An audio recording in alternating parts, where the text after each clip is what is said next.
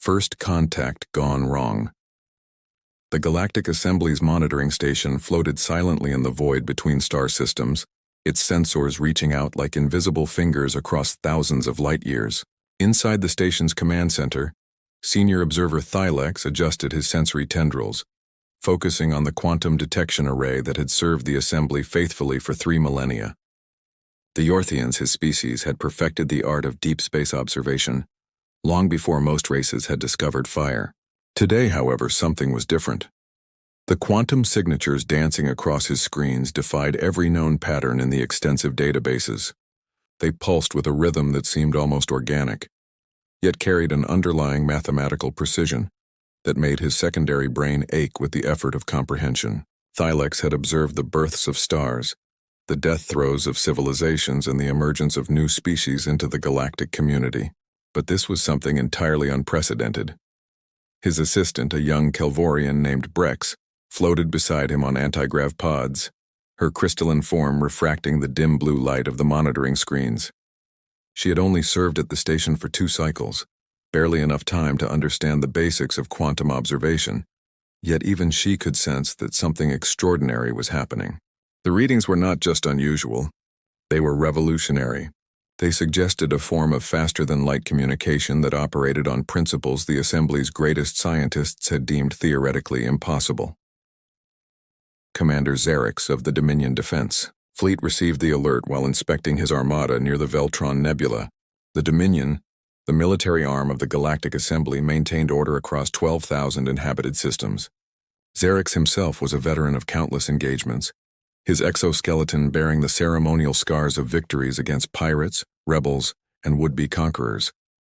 Standing 3 meters tall, with 4 arms capable of crushing steel and a mind enhanced by combat implants, he embodied the might of galactic civilization. The message from the monitoring station was brief but urgent. Unknown quantum signatures detected in Sector 779, a region of space long considered empty and worthless. The area contained only a single quarantine system, home to a primitive species that had barely achieved nuclear fission.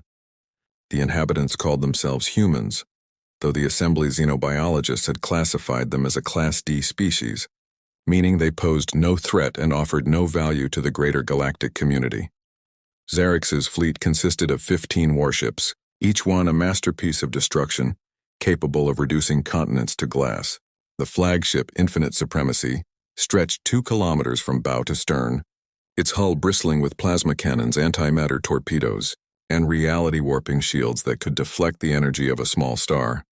As the fleet prepared to investigate the anomaly, none of them could have imagined they were about to encounter something that would shatter their understanding of the universe. The quantum signatures suddenly coalesced into a coherent transmission. Across every communication channel, in every known language simultaneously, a message played. The voice was calm, almost gentle, but carried an undertone that made even hardened warriors pause. It spoke with the patience of a teacher addressing children, yet there was steel beneath the silk. Attention, vessels of the Galactic Assembly. This is Captain Sarah Chen of the Terran Expeditionary Force, commanding the vessel Persistence. We are aware of your approach. We come in peace, seeking dialogue and mutual understanding. However, any hostile action will be met with appropriate response. We have transcended the limitations you believe bind us. Do not mistake our desire for peace as weakness. Xerix's tactical officers exchanged confused glances through their various sensory organs. The translation was perfect, too perfect. No first contact in recorded history had achieved such linguistic precision. More disturbing was the claim itself. Humans were primitive, trapped in their home system by the laws of physics they had barely begun to understand. Yet here was a transmission claiming to represent something called the Terran Expeditionary Force, broadcasting on quantum channels that shouldn't exist. The fleet dropped out of hyperspace at the designated coordinates, weapons powered but not targeted, following standard first contact protocols. What they found challenged every assumption they held about the nature of reality. Where empty space should have been, a ship materialized as if stepping out from behind an invisible curtain. The vessel was small by galactic standards, perhaps 300 meters in length, with a design that seemed to flow rather than be constructed. Its hull appeared to be made of some substance that shifted between states of matter, sometimes solid, sometimes liquid, sometimes something that hurt to perceive directly. The Persistence hung motionless in space, making no aggressive moves, but its very existence was an act of defiance against known physics. Scans revealed nothing, not because the ship had shields, but because the scanning beams simply refused to interact with its hull. It was as if the vessel existed slightly out of phase with normal reality, present but untouchable. Commander Xerix opened a communication channel, his voice carrying the full authority of the Galactic Assembly. He had given this speech dozens of times before to newly discovered species, and it always ended the same way, with submission to the greater galactic order. The mathematics of power were simple and absolute. One ship against 15 was suicide, regardless of technological advantages. Unidentified vessel claiming to represent humanity. This is Commander Xerix of the Dominion Defense Fleet. You are in violation of Quarantine Protocol 7 Alpha. Your species has been designated as pre-FTL and restricted to your home system for your own protection. Power down your systems and prepare to be escorted back to Earth. Resistance will result in your immediate destruction. The response came not through their communication systems, but directly into their minds. A gentle whisper that somehow reached every crew member simultaneously across all 15 ships. Captain Chen's voice was unchanged, still patient, still calm, but now tinged with what might have been disappointment. Commander Xerix, I need you to understand something fundamental. The quarantine you speak of was based on observations made 50 of your standard years ago. Humanity has a saying, necessity is the mother of invention. When we discovered your quarantine, when we realized we were trapped, we didn't accept it. We couldn't accept it. The universe is vast and beautiful, and we refused to be caged. So we found another way. Before Xerix could respond, space around the Persistence began to ripple, not the ripples of a hyperspace jump or a cloaking field, but something far more profound. Reality itself seemed to breathe, expanding and contracting in patterns that made hardened warriors feel nauseated. Then in an instant that lasted forever, the single human ship became 12, not copies or illusions, but the same ship existing in multiple locations simultaneously, surrounding the Dominion fleet. The tactical officers' reports came in a flood of panic and confusion. Each version of the Persistence was real, solid, scannable now that they had chosen to be. They occupied the same space-time coordinates from different dimensional angles, a feat that the Assembly's best physicists had proven impossible just decades ago. The weapon signatures emanating from each iteration were unlike anything in the Dominion's databases, weapons that seemed to operate on the fundamental forces of reality itself. Xerix felt something he hadn't experienced in decades of military service: uncertainty. His fleet's combined firepower could destroy star systems. But how did one fight an enemy that existed in multiple dimensions simultaneously? How did one target a ship that could apparently step outside the normal flow of causality? His tactical implants were running millions of combat scenarios, and every single one ended in defeat. We didn't develop faster than light travel, Captain Chen's voice continued, now coming from 12 sources surrounding them. We developed something better. We learned to step outside the limitations of three-dimensional space. We learned to manipulate quantum probability not as observers but as participants. We discovered that consciousness itself is a fundamental force of the universe, as real as gravity or electromagnetism. And we learned to weaponize hope itself. The demonstration that followed was as beautiful as it was terrifying. The 12 iterations of the Persistence began to sing, not with sound but with gravitational waves that resonated through the hull of every Dominion ship. It was a harmony that spoke of humanity's journey from caves to stars, of their refusal to accept limitations, of their boundless curiosity and determination. The song carried data, exabytes of information about human civilization, their struggles, their triumphs, their dreams for the future. But beneath the beauty was a warning. The gravitational waves could just as easily tear the Dominion fleet apart at the molecular level. The humans were showing both the carrot and the stick, demonstrating that they came in peace but were fully prepared for war. It was a message as old as diplomacy itself, delivered through means that transcended anything the galaxy had seen before.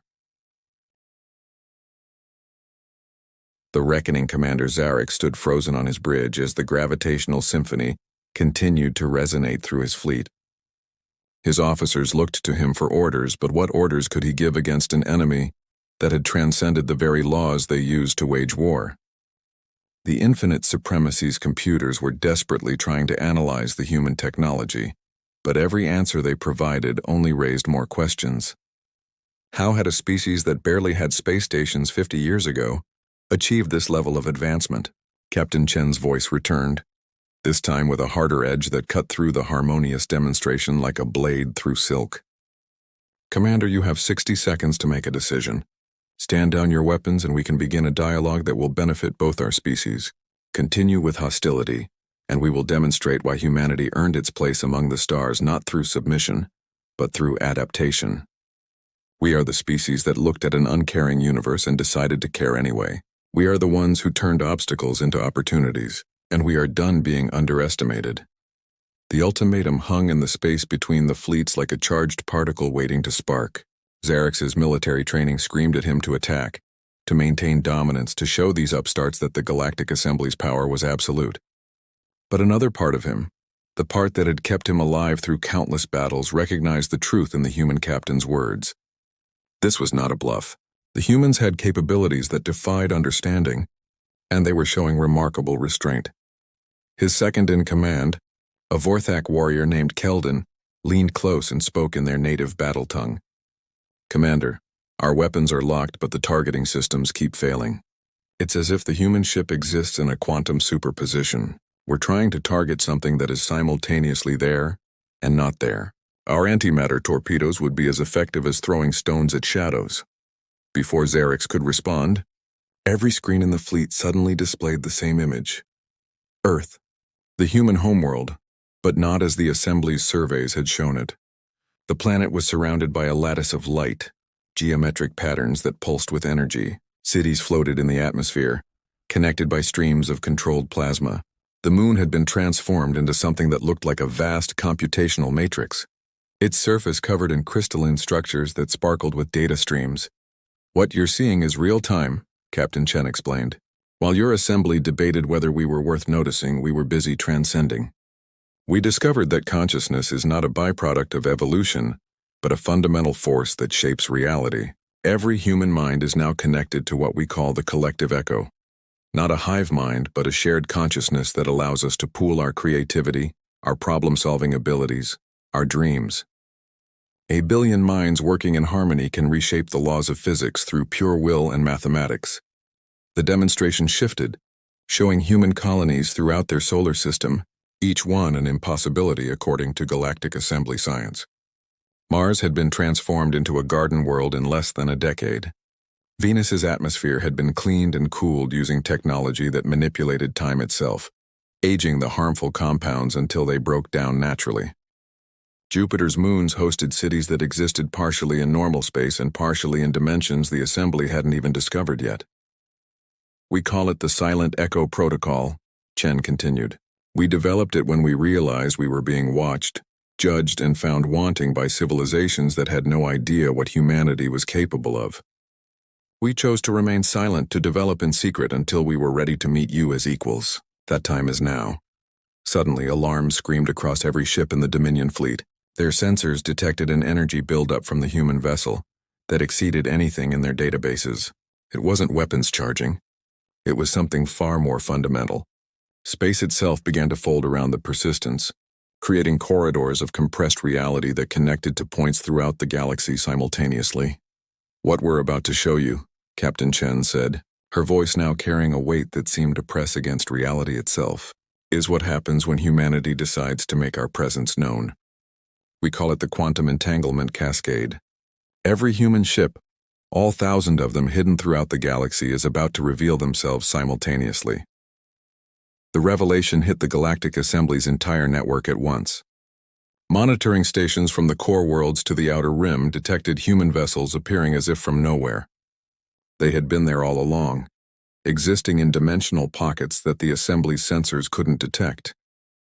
The human fleet was smaller than the combined might of the Assembly, but each ship was a technological marvel that rendered numbers meaningless.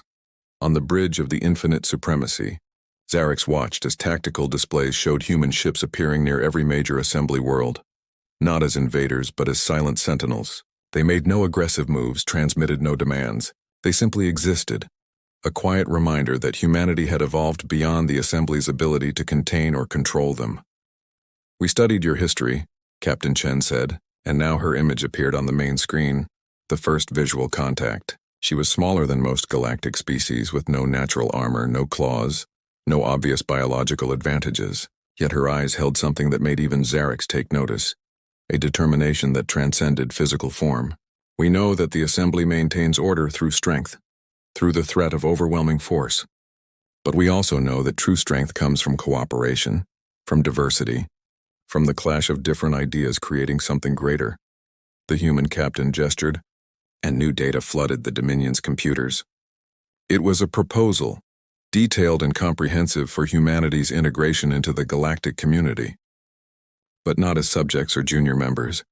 The humans were proposing a fundamental restructuring of the assembly itself, introducing concepts like quantum democracy, where decisions could be made by consulting probability clouds of potential futures, and consciousness-based problem-solving, where species could temporarily merge their thought patterns to tackle challenges no single race could solve alone. "We offer you a choice," Chen continued.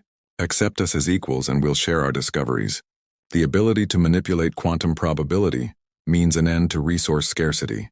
Our consciousness projection technology could allow species to truly understand each other for the first time, ending conflicts born of misunderstanding.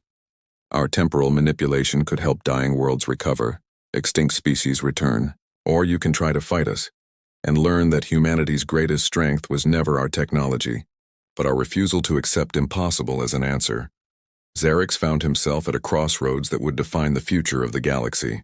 His fleet's weapons remained locked on the human vessel, or vessels, or whatever the persistence truly was.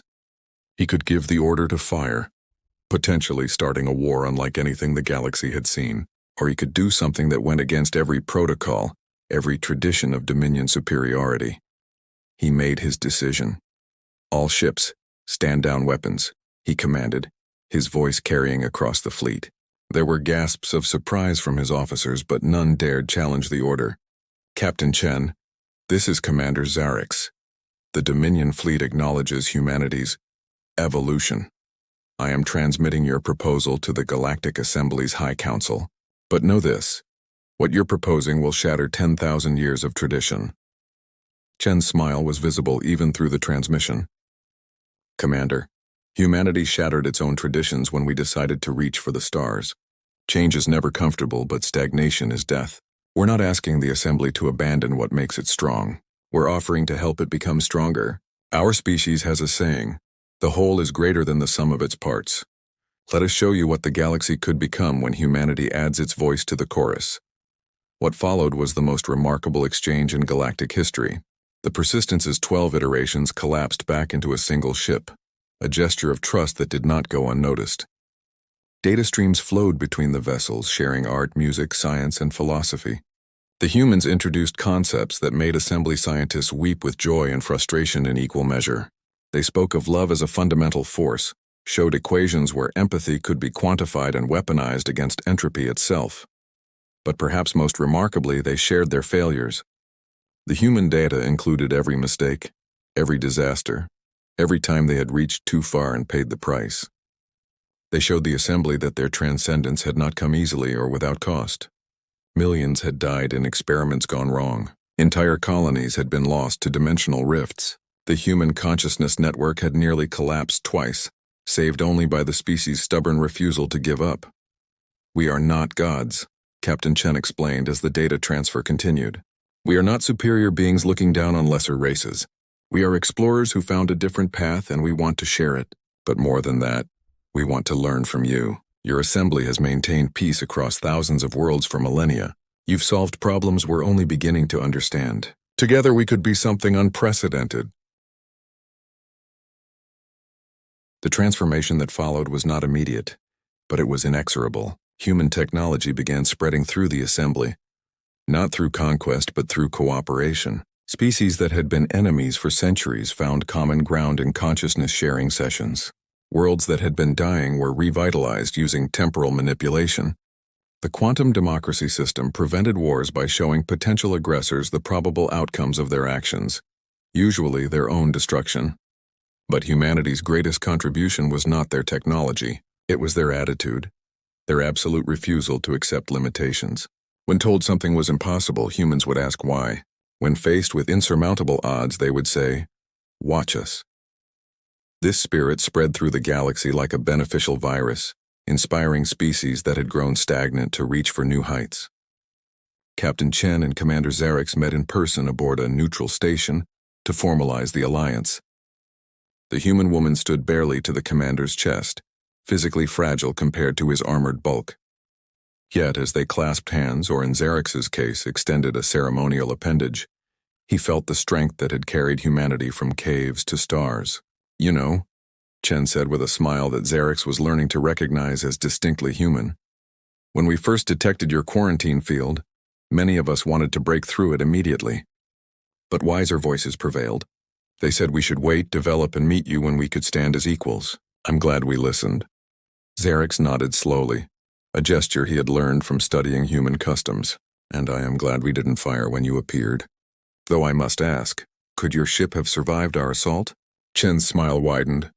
"Commander, the persistence doesn't just exist in 3 dimensions. You could have destroyed every visible part of it, and it would have simply reformed from quantum probability. But the real question isn't whether we could have survived. It's whether any of us would have wanted to live in a galaxy where our first meeting ended in violence. The universe is vast and full of wonders. Better to explore it together than alone." As the 2 leaders looked out at the stars now filled with possibilities neither species had imagined alone, the future stretched before them like an unwritten book. Humanity had proven that evolution wasn't just biological but conscious, that any species could transcend its limitations through determination and creativity. The galaxy would never be the same, and that, everyone agreed, was exactly what it needed. The Silent Echo Protocol had ended not with conquest or submission, but with something far more powerful: understanding.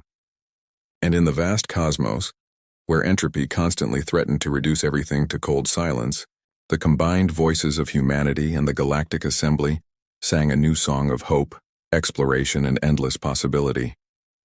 The warning had become a welcome, the threat had become a promise, and the future had become limitless.